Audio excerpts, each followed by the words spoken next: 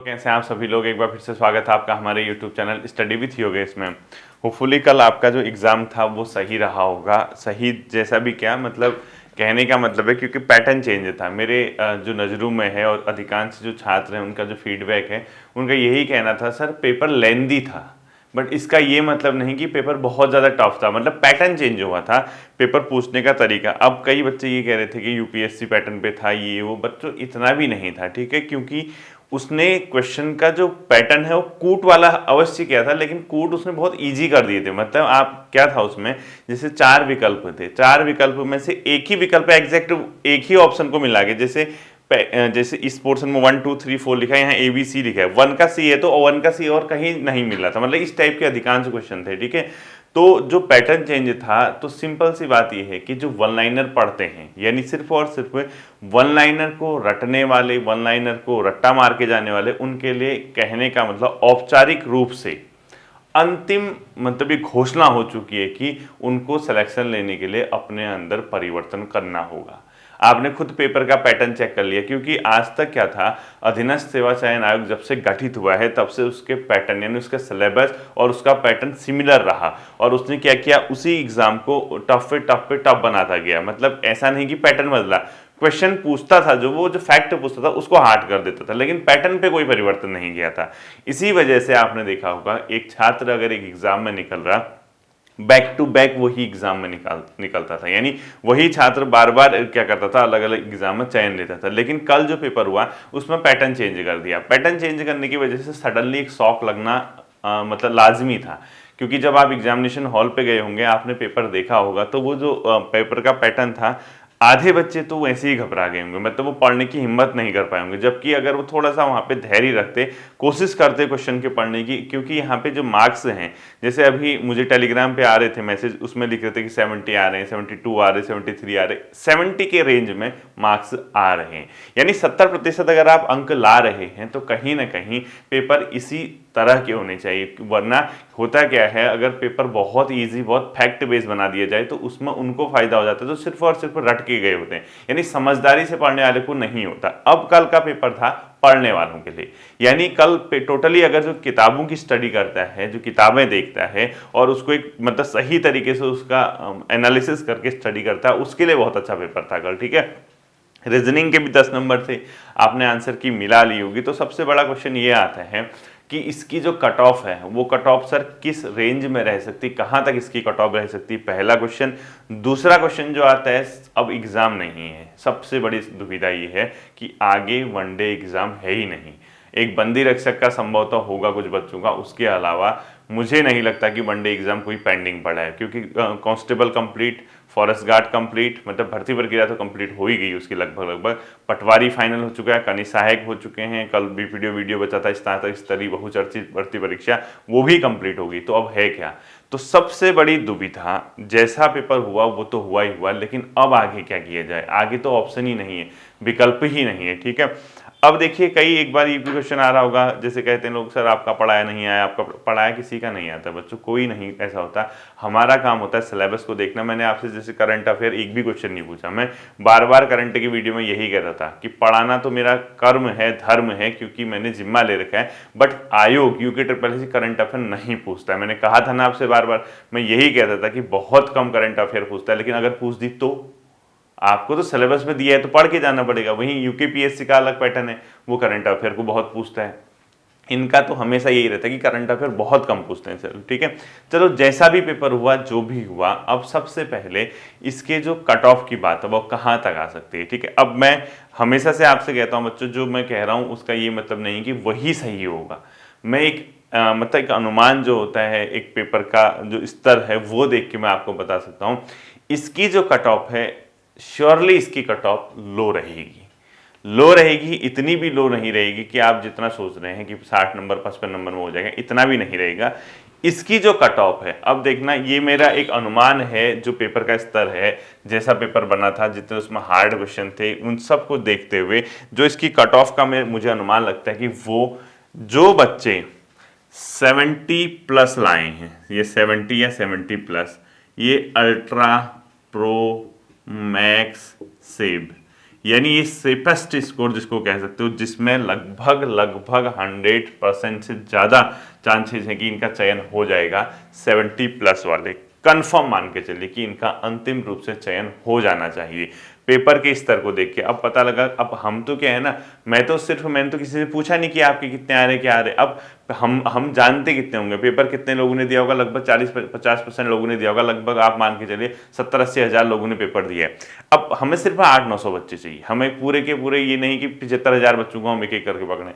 8 या 900 बच्चे जितने हैं, अगर उनका पेपर सही रहा तो इतने बच्चे मिल जाएंगे आपको, ठीक है। ये बच्चों, ये सेफ स्कोर है 70+। अब जो सिलेक्शन होगा वो रहेगा लगभग जनरल की कट ऑफ इसके मिड में, जनरल जो मुझे लगता है, ठीक है। मैंने क्या कहा, ये सेफ है, इसको तो कोई दिक्कत नहीं है, इसके लिए तो शुभकामनाएं आपको। जो पेपर का स्तर है उसको देख के लगता है कि यहाँ पे तो कंफर्म सिलेक्शन है।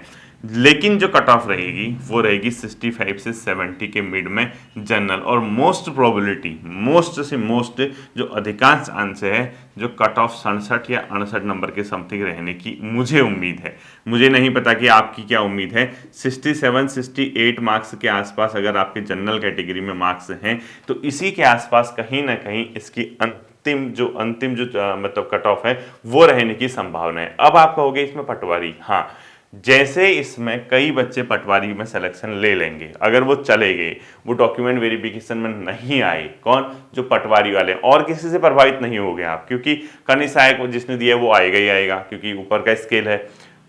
पुलिस वाले तो आए ही नहीं, फॉरेस्ट गार्ड वाला आएगा ही आएगा, बाकी सब आएंगे। इसमें अगर कोई न आने वाला होगा तो पटवारी वाला होगा, इसके अलावा कोई नहीं होगा, ठीक है। पटवारी भी क्यों, जो नीचे के पद हैं, बीपीडीओ वीडियो जो ज़्यादा पद हैं उसमें नहीं आएगा, वो ऊपर से 2800 से ऊपर वाले में तो आएगा, लेकिन वो लिमिटेड पद हैं, ठीक है।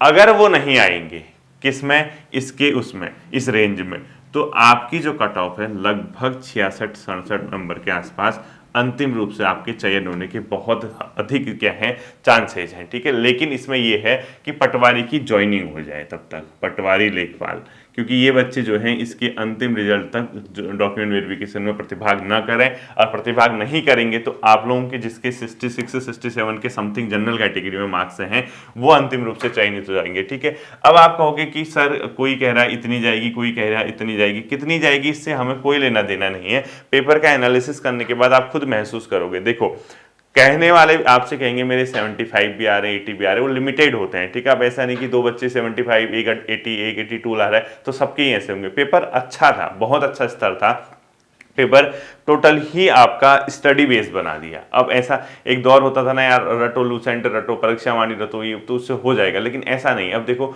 आप नॉर्मली क्वेश्चन देखो, मलारी ताम्र संस्कृति के बारे में, यानी मलारी संस्कृति के बारे में उसने क्वेश्चन किया था, पढ़ा आपने। अब आप रोज हमेशा मलारी, बर्डकोट, ये वो पढ़ते रहते, उसने किस काल का है ये पूछ दिए, तो वो एनालिटिकल बेस क्वेश्चन करने लग गया है। अर्थात आप सबसे पहले ये मानिए कि जो पेपर का स्तर है उसने कहीं ना कहीं आपको एक अवेयरनेस का, एक मतलब अवेयर होने का मौका दिया है कि अब आप जाग जाइए। अधीनस्थ सेवा चयन आयोग ने भी अपना पैटर्न बदल दिया है। एक तो उसने 10 नंबर की रीजनिंग इंट्रोड्यूस कर दी है। अब आपका रीजनिंग एक टेम्पररी चीज ना होके परमानेंट चीज बन गई है। वो 10 नंबर की रीजनिंग पूछ रहा है, इसका मतलब जितनी कंप्यूटर आती है उससे ज़्यादा रीजनिंग कर दी है, यानी रीजनिंग का स्तर आप उसने बढ़ा दिया। 20 की हिंदी, 10 की रीजनिंग कर दी। एक तो उन छात्रों की जिसकी रीजनिंग नहीं है, अब उनको सेपरेट से रीजनिंग पढ़ना पड़ेगा। जैसे हम कहते नहीं है कि यार रीजनिंग आज तक क्या होता था, चलो रीजनिंग है 2-4 क्वेश्चन कर लो, अब तो रीजनिंग का एक अलग से फोल्डर बना के पढ़ना पड़ेगा। रीजनिंग प्रॉपर तरीके से आपको सॉल्व करनी पड़ेगी, रीजनिंग की प्रैक्टिस करनी पड़ेगी, अगर आप भविष्य में अधीनस्थ सेवा चयन आयोग के किसी एग्जाम को क्रैक करना चाहते हैं। दूसरा, अगर आप भविष्य में एग्जाम सरकारी क्षेत्र में आना चाहते हैं तो डीप स्टडी के अलावा अब आपके पास कोई विकल्प नहीं है। आप अगर सिर्फ वन लाइनर वनडे एग्जाम के अकॉर्डिंग पढ़ते हैं, अगर आप वन लाइनर याद करते हैं, आप टॉप 100 क्वेश्चन याद करते हैं, टॉप 1000 क्वेश्चन याद करते हैं, तो याद करने वालों का जमाना अब गया, ठीक है। वो दौर चला गया, समझ लीजिए 2023 आ गया। 2013, 12, 13, 14 के आसपास जब अधीनस्थ बना था, उसके बाद से उसने जो पैटर्न बनाया था उस पैटर्न को 10 साल हो चुके हैं, और 10 साल में क्या हो गया, परिवर्तन हो गया। अब चेंजेज आ गए हैं। अब आपके लिए एक घंटी है खतरे की, अगर आप नहीं संभले तो आपके लिए सरकारी नौकरी वनडे एग्जाम निकालना भी बहुत मुश्किल साबित हो सकता है। आपको स्टडी करनी पड़ेगी। अब आप कहोगे सर ऐसा पैटर्न आ गया तो हम कैसे निकलेंगे? निकलने वाले 900 कुछ पद तो कल के पेपर में निकलेंगे ही ना। आपके उतने बच्चे तो निकलेंगे ही जितने पद है, लेकिन हाँ जिसने ये उम्मीद की थी कि नहीं मैंने बहुत पढ़ा है सिर्फ मतलब उस पैटर्न पे, तो उसके लिए थोड़ा सा मुश्किल भरे क्षण है, क्योंकि पैटर्न चेंज हो गया और चेंज होगा किसी को नहीं पता था। मैं भी ये उम्मीद नहीं कर रहा था कि इस टाइप से चेंज होगा। मुझे लगा एक दो क्वेश्चन आते होंगे इस टाइप के आएंगे, बट कंप्लीट चेंज ही किया गया है। यानी पैटर्न सिलेबस है, सिलेबस से बाहर से नहीं है। और एक चीज आप नोटिस करना, न्यूज़पेपर की इंपॉर्टेंस अब आपको समझ आ जाएगी। देखिए अखबार के बेस पे जैसे एक क्वेश्चन आया था, कुछ दून वाला आया था ना, वो जो खाद्य पदार्थ है गढ़वाल में, वहां से जो न्यूज़पेपर से उठा है। इसलिए मैं हमेशा आपसे कहता था स्थानीय स्तर पर न्यूज़पेपर को हमेशा ट्रेस करो, हमेशा फॉलो करो। जिस बंदे ने उस चीज़ को सोचा होगा उसका काम उस क्वेश्चन में भी बन गया होगा। तो विदाउट न्यूज़पेपर बहुत मुश्किल होती है। अगर आपके घर में न्यूज़पेपर नहीं आ रहा और न्यूज़पेपर पढ़ने की हैबिट नहीं है तो आपके लिए बहुत मुश्किल हो जाएगी आने वाले समय में करंट अफेयर के पोर्शन को कवर करना। ठीक, अब देखिए आप अलग अलग कैटेगरीज के अंदर ले सकते हैं। ये जनरल की कट ऑफ लगभग 70 प्लस सेफ है। कट ऑफ अंतिम रूप से यहाँ कहीं गिरेगी 67 68 समथिंग के आसपास अंतिम चयन हो जाएगा बच्चों का। ठीक है, ये मैं ये कह रहा हूँ कि अब हो गया एक आध नंबर ऊपर चला गया तो अलग बात है, बट यहाँ पे सिलेक्शन हो जाते हैं। अब आपको कि सर मैं ओबीसी हूँ, ओबीसी तो लगभग आप जानते ही हैं इसी के समथिंग जाती है। 67 68 हो गई तो 67 68 भी ओबीसी जाएगी। यानी ओबीसी और जनरल ये कट ऑफ लगभग हमेशा से ही क्या रही है, बराबर रही है, आसपास ही रही। तो बहुत अंतर नहीं, 0.5 एक नंबर का अंतर आगे पीछे आप लोग कर लीजिए। ठीक है, इसके बाद आता है ईडब्ल्यूएस। ईडब्ल्यूएस में भी लगभग एक दो नंबर आप नीचे आ सकते हैं, यानी लगभग 65 के आसपास ईडब्ल्यूएस में अंतिम रूप से चयन हो जाएगा। अब इसमें एक और फायदा भी है, इसमें क्या है कई बच्चों के पास ट्रिपल सी नहीं है और बहुत से बच्चों के पास ट्रिपल सी है, तो उनको तो वैसे भी फायदा है। ट्रिपल सी हो सकता है कि प्रॉपर सिर्फ बीपीडीयू की कट ऑफ और नीचे आ जाए, सिर्फ और सिर्फ बीपीडीयू की कट ऑफ और नीचे आ सकती है। यानी जैसे ट्रिपल सी बीपीडीयू के लिए मांगा है तो कई बच्चों के मार्क्स अच्छे होंगे लेकिन उनके पास ट्रिपल सी नहीं होगा, तो कहीं ना कहीं बीपीडीयू की मेरिट जो है नीचे भी आ सकती है 65 के आसपास तक। यहां भी इस चीज को ध्यान रखना है। ठीक है, बाकी आपकी जो भी कैटेगरी महिला हैं एक दो नंबर नीचे कर दीजिए, यानी 64 63 के रूप में अंतिम रूप से चयन आपका हो सकता है। एससी हैं लगभग 62 63 के आसपास, इसमें आपका सिलेक्शन हो सकता है। एसटी हैं लगभग 60 के आसपास आपका सिलेक्शन हो सकता है। यानी कहीं ना कहीं आप अपनी कैटेगरी के अकॉर्डिंग 3 4 4 नंबर नीचे आ सकते हैं। अब ऐसा नहीं कि मैं मतलब सर आप जनरल 65 कह रहे हो तो मैं 10 नंबर नीचे 55 में हो जाएगा, ऐसा भी नहीं है। लगभग कट ऑफ इसी के समथिंग रहेगी। आप जनरल की कट ऑफ से 3 4 4 नंबर अपना जो कैटेगरी है एससी एसटी महिला या 4 5 नंबर उसके आसपास मतलब कट ऑफ रहने की चांसेस हैं। अब मैं जो कह रहा हूं ये सिर्फ और सिर्फ एक पेपर को एनालिसिस करके पेपर का स्तर देख के बता सकता हूं, बाकी मुझे भी नहीं पता कि अंतिम रूप से चयन कितने मार्क्स में होगा। ठीक है, होपफुली आपका ये हो जाएगा। अब सबसे महत्वपूर्ण चीज क्या आती है बच्चों, आगे क्या करें। अब देखो आरओ के अलावा मेरे पास कोई विकल्प नहीं है, एक ही एग्जाम जो मुझे अब नजर आ रहा है वो सबसे बड़ा एग्जाम है आरओ जो कि बहुत चर्चित है और इतने लंबे समय से हम उसके विज्ञापन का इंतजार कर रहे हैं, अभी तक विज्ञापन उसका जारी नहीं किया गया। ठीक है, तो आरओ के लिए कैसे क्या करना है उसका मैं आपको बताता हूँ। देखिए अब देखिए एग्जाम क्योंकि है नहीं आगे, अब आप एक काम करना, क्योंकि बच्चों एक सबसे बड़ी जो समस्या है हम लोगों के सामने वो ये है कि अब करें क्या करें, तो क्या करें। मैं आपसे ये कह रहा हूँ कुछ नहीं बिगड़ा है आपका, अभी कुछ भी नहीं बिगड़ा है। ठीक है, जिसका होना था वो हो जाएगा कल। उन सभी छात्रों को शुभकामनाएं जिसका अंतिम रूप से चयन हो जाएगा और जिसके अच्छे मार्क्स आ रहे हैं। जिसका नहीं हुआ है उसके लिए मतलब एक यहाँ से दो ऑप्शन है, या तो छोड़ दें। ऑप्शन ये है कि या तो छोड़ दें, कोई ना कोई कार्य अब शुरू कर दें, चाहे प्राइवेट में जॉब करें कुछ करें, क्योंकि इसके अलावा आपके पास कोई ऑप्शन नहीं है। दूसरा, अगर आप डटे रहना चाहते हैं तो आपको डीप पढ़ना पड़ेगा, गहन अध्ययन के अलावा कोई चांसेस नहीं है।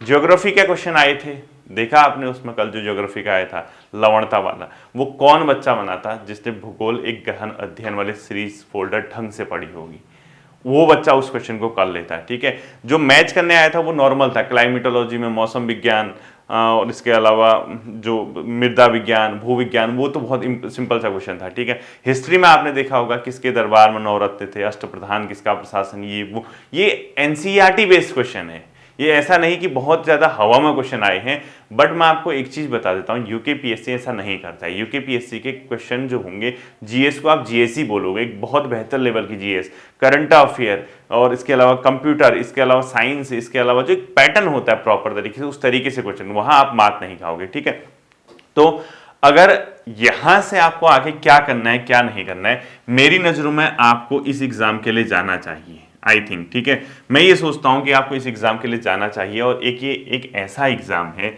जो इसकी स्टडी करेगा, ठीक है। इसकी स्टडी कैसी होगी? डीप तरीके से, ठीक है। एक बेहतर डीप, मतलब डीप, इतना भी डीप नहीं कि कोर्स ही पूरा ना हो, विद इन टाइम अगर एक ठीक ठाक स्टडी अगर आप करोगे, डीप लेवल की स्टडी, तो आपका ग्रुप सी का नया पैटर्न जो हो, मतलब अब जैसे क्वेश्चन आ रहे हैं वो भी तैयार हो जाएगा। मतलब ये आरओ एआरओ का एक गहन अध्ययन करना, स्टडी जो डीप मतलब करोगे, आपकी ग्रुप सी के पैटर्न को भी बना देगा। क्योंकि समय फिर आपके लिए एक ऐसा समय, एक ऐसा टाइम आ चुका है जहां आपको आगे कुछ भी नहीं दिख रहा होगा, आपको कोई विकल्प ही नहीं दिख रहे होंगे कि आगे क्या होगा क्या नहीं होगा, ठीक है। मेरे लिए जो क्लासेस हैं वो कल से शुरू होंगी, यानी कल हम इसकी क्लासेस शुरू करेंगे। इसमें उत्तराखंड की डीप स्टडी भी आएगी, यानी उत्तराखंड जो हम हिस्ट्री कर रहे हैं उसकी डीप क्लास भी आपकी शुरू हो जाएगी, ठीक है। उत्तराखंड डीप भी आएगी। इसमें आरओ यारो के लिए आपका कोई विकल्प नहीं होना चाहिए अब आरओ यारो लोअर पीसीएस सफर पे, ताकि आपकी ग्रुप सी भी तैयार हो जाए। जो बच्चा एक बार इसकी स्टडी कर लेगा, आपका काम यहाँ से ग्रुप सी लेवल का भी हो जाएगा। अब सबसे बड़ी समस्या आती है कि सर हमने तो कभी मेन से लिखा ही नहीं है, हमने तो कुछ किया ही नहीं, क्या हम कर सकते हैं, क्या नहीं कर सकते, या हमारे पास इतना टाइम है। इसके लिए आज इवनिंग की वीडियो का आप वेट कीजिए, क्योंकि आज अभी थोड़ा सा मुझे लेट हो रहा ऑफिस के लिए, इसलिए मैं ज़्यादा लेंदी इसको नहीं बनाना चाह रहा। इवनिंग में, यानी ऑफिस से आने के बाद, मैं आपको एक आरओ यारो की एक वीडियो बनाऊंगा, एक वीडियो दूंगा। उस वीडियो को देखने के बाद या उस वीडियो को सुनने के बाद आप तय करना कि आपने निकट भविष्य में होने वाले एग्जाम के लिए पढ़ना है, छोड़ना है, क्या करना चाहिए, क्या नहीं करना चाहिए। इन सब के लिए मैं आपको एक शाम को वीडियो दूंगा। क्लासेस की जो हम शुरुआत करते हैं वो कल से करते हैं। मे बी कि कल पहली क्लास उत्तराखंड डीप स्टडी से ही शुरू हो जाए, जो उत्तराखंड गहन अध्ययन का एक फोल्डर चल रहा है उत्तराखंड इतिहास, या यहाँ से शुरू होगा। अगर ये यहाँ से शुरू नहीं होगा तो हिस्ट्री, पॉलिटी, ज्योग्राफी में से एक टॉपिक शुरू हो जाएगा, ठीक है।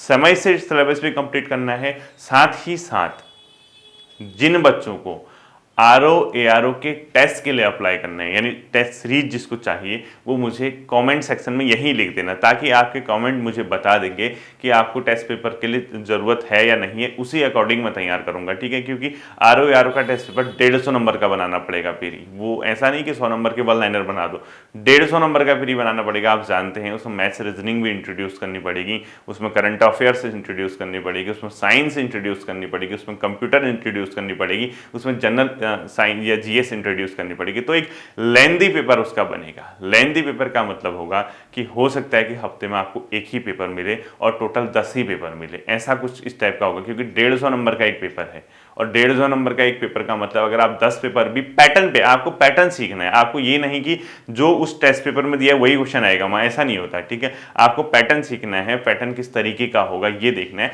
आप मुझे कमेंट सेक्शन में बता देना, जल्द ही मैं इसके टेस्ट पेपर की शुरुआत करूंगा। और ये जो आरओ यारो की जो हम प्लानिंग करेंगे वो आज इसके इवनिंग में, या जिस बच्चे को आगे क्या करना है उसके लिए मैं इवनिंग में आपको वीडियो दूंगा, ठीक है। फिर मिलेंगे अगले सेशन पे, अपना ध्यान रखिएगा। Thank you.